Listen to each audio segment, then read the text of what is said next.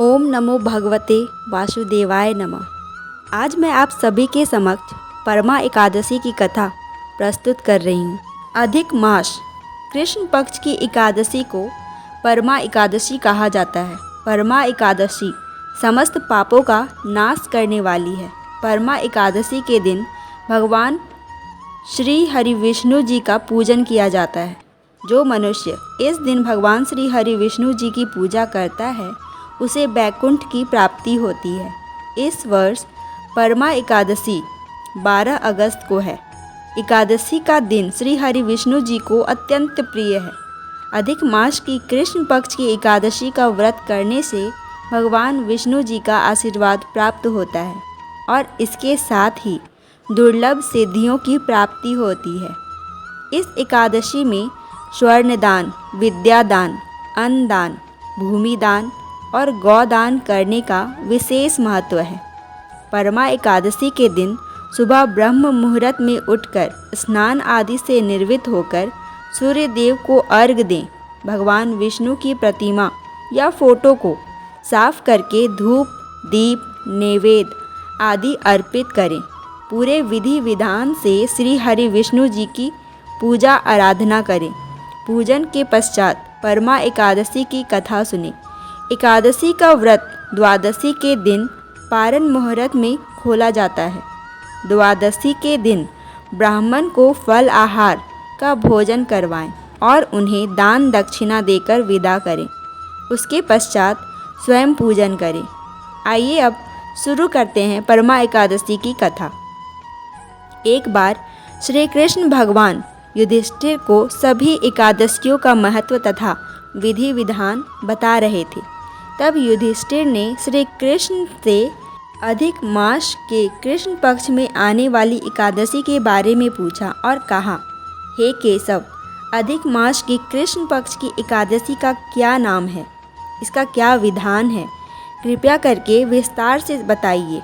तब भगवान श्री कृष्ण बोले, हे धर्मराज, अधिक मास में कृष्ण पक्ष की एकादशी परमा पुरुषोत्तमी या कमला एकादशी कहलाती है। वैसे तो हर वर्ष 24 एकादशियाँ आती हैं, परंतु 3 वर्ष में एक बार जब अधिक मास आता है उस वर्ष एकादशियों की संख्या बढ़कर 26 हो जाती है। अधिक मास में 2 एकादशी होती है। शुक्ल पक्ष की एकादशी को पद्मिनी एकादशी और कृष्ण पक्ष की एकादशी को परमा एकादशी के नाम से जाना जाता है। 3 वर्ष बाद आने के कारण अधिक मास की एकादशियों का महत्व और भी अधिक हो जाता है। कामतिल्य नगरी में सुमेधा नाम का एक अत्यंत धर्मात्मा ब्राह्मण रहता था। उसकी पत्नी अत्यंत पवित्र और पतिव्रता थी। वो परिवार बहुत सदाचारी तथा धर्म कर्म में विश्वास रखने वाले थे। दोनों पति पत्नी स्वयं भूखे रहकर भी अतिथियों की सेवा पूरे मन से करते थे। धन की कमी के कारण एक दिन ब्राह्मण ने अपनी पत्नी से कहा, हे प्रिय, मैं धन कमाने के लिए परदेश जाना चाहता हूँ। इतने कम धन में गृहस्थी का गुजारा नहीं चलता। मैं कुछ समय के लिए परदेश जाकर धन कमाऊँगा, फिर वापस आकर हम खुशी खुशी अपना जीवन व्यतीत करेंगे। मेरे पीछे से तुम अपना ख्याल रखना। ब्राह्मण की पत्नी ने कहा, मनुष्य जो पाता है वह अपने भाग्य से ही पाता है। अवश्य ही हमने पिछले जन्म में कुछ बुरे काम किए होंगे जिसके फलस्वरूप हमें यह गरीबी मिली है। इसलिए मेरी मानिए तो यहीं रहकर अपना ध्यान अच्छे कर्मों में लगाइए। बाकी जो प्रभु की इच्छा होगी वही होगा। पत्नी की बात ब्राह्मण को जच गई और उसने परदेश जाने का विचार त्याग दिया। एक दिन संयोगवश कौंडिन्य ऋषि वहाँ से गुजर रहे थे। तब ब्राह्मण के आग्रह पर कौंडिन्य ऋषि ब्राह्मण के घर पधारे। ऋषि कौंडिन्य को देखकर दोनों पति पत्नी अति प्रसन्न हुए। उन्होंने कौंडिन्य ऋषि की खूब आव भगत की।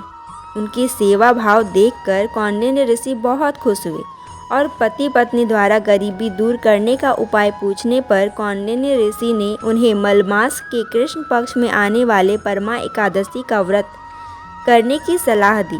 परमा एकादशी के दिन प्रातःकाल नित्य क्रिया से निर्वृत्त होकर विधान पूर्वक पंचरात्रि यानी 5 दिन और रात को आरंभ करना चाहिए। जो मनुष्य 5 दिन तक निर्जल व्रत करते हैं वे अपने माता पिता और पत्नी सहित स्वर्गलोक को जाते हैं। जो मनुष्य 5 दिन तक संध्या को भोजन करते हैं वे स्वर्ग को जाते हैं। जो मनुष्य स्नान करके 5 दिनों तक ब्राह्मणों को भोजन करवाते हैं वे समस्त संसार को भोजन करवाने का फल प्राप्त करते हैं।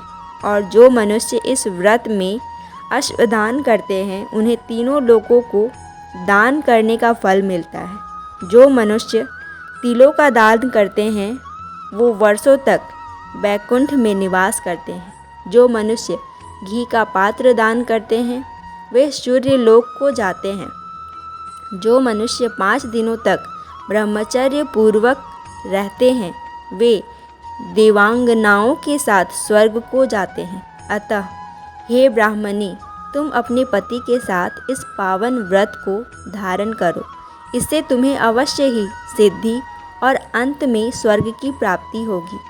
यह एकादशी धन वैभव देती है तथा पापों का नाश कर उत्तम गति भी प्रदान करती है। धनाधिपति कुबेर ने भी इस एकादशी व्रत का पालन किया था, जिससे प्रसन्न होकर भगवान भोलेनाथ ने उन्हें ध्यानाध्यक्ष का पद प्रदान किया।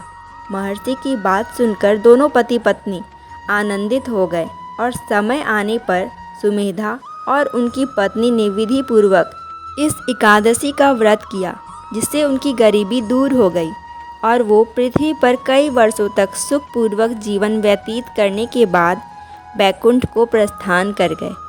अतः हे युधिष्ठिर, जो भी मनुष्य विधि पूर्वक इस व्रत को करता है भगवान विष्णु उसका सदैव कल्याण करते हैं।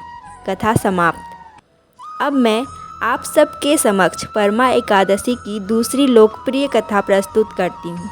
प्राचीन काल में बब्रुवाहन नामक एक दानी तथा प्रतापी राजा था। वह प्रतिदिन ब्राह्मणों को 100 गाय दान में देता था। उसी के राज्य में प्रभावती नाम की एक बाल विधवा ब्राह्मणी भी रहती थी, जो भगवान विष्णु की परम भक्त थी।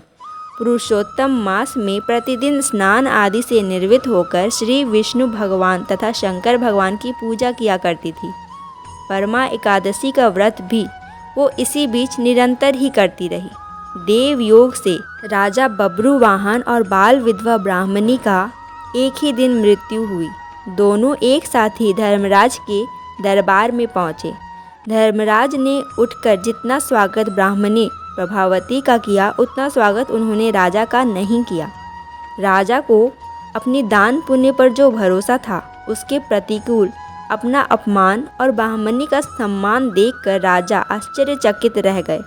उसी समय चित्रगुप्त ने आकर प्रभावती तथा राजा के कर्मों के अनुसार प्रभावती को विष्णुलोक तथा राजा को स्वर्गलोक लेकर जाने की बात बताई। राजा को इस पर और भी अधिक आश्चर्य हुआ और उन्होंने धर्मराज से इसका कारण पूछा। तब धर्मराज ने प्रभावती द्वारा पुरुषोत्तम मास में परमा एकादशी को करने की बात बताई। धर्मराज ने कहा, प्रभावती ने हर बार परमा एकादशी का व्रत करती थी। परमा एकादशी के व्रत के प्रभाव से ही उसे बैकुंठ की प्राप्ति हुई है। अतः जो मनुष्य परमा एकादशी का व्रत करता है और विधि विधान से भगवान श्री हरि विष्णु जी की पूजा करता है उसे भगवान विष्णु का आशीर्वाद प्राप्त होता है और उसके समस्त कष्ट दूर हो जाते हैं। आज की कथा यहीं तक। कैसी लगी कथा? अगर अच्छी लगी तो इसे लाइक कर लें, मेरे चैनल को जल्दी से सब्सक्राइब कर लें और कमेंट में ओम नमो भगवते वासुदेवाय लिखना ना भूलें। धन्यवाद।